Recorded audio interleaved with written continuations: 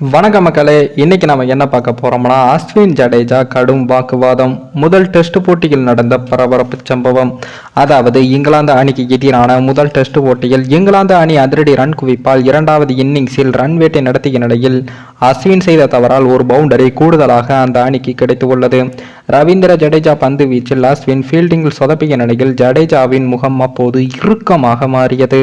அவர் தனது கோபத்தை வெளிக்காட்டவில்லை என்றாலும் அவர் கோபத்தில் தான் இருந்தார். இந்த தவறு நடக்க பகுதி நேரமாக ஃபீல்டிங் செய்து வந்த ரஜத் பட்டிதாரும் ஒரு முக்கிய காரணமாக அமைந்தார். இங்கிலாந்து அணியின் இரண்டாவது இன்னிங்ஸில் ஜடேஜா வீசிய 50வது ஓவரில் தான் இந்த சம்பவம் நடந்தது.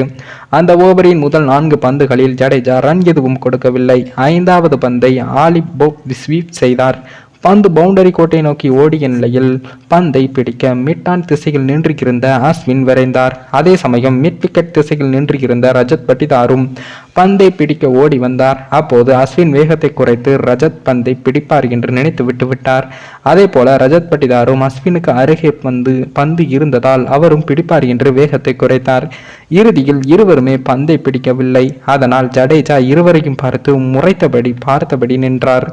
ஜடேஜாவின் கோபத்துக்கு இந்த ஒரு சம்பவம் மட்டுமே காரணம் இல்லை. 44வது ஓவரின் போது அஸ்வின் பந்தை பிடிக்க சென்றபோது சறுக்கி கொண்டே சென்று பந்தை பிடிக்க முயன்றார். ஆனால் அவரால் பந்தை பிடிக்க முடியவில்லை. அவருடைய முயற்சி வீணாகி போனது.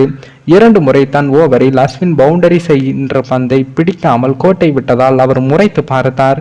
3ஆம் நாள் முடிவில் இங்கிலாந்து அணி இரண்டாவது இன்னிங்ஸில் 6 விக்கெட் இழப்பிற்கு 316 ரன்கள் எடுத்து உள்ளது. இந்திய அணியை விட 126 ரன்கள் முன்னிலை பெற்றுள்ளது. மேலும் இந்த வீடியோ ஏதோ ஒரு விதத்தில் உங்களுக்கு பிடித்திருக்கும் என்று நினைக்கிறேன். நம்ம சேனலுக்கு புதிதாக வீடியோ பார்க்கிறீர்கள் என்றால் மறக்காமல் சப்ஸ்கிரைபர் பண்ணிவிட்டு பாருங்கள். இன்னொரு வீடியோவில் சந்திக்கும் வரை நான் உங்கள் தமிழ்.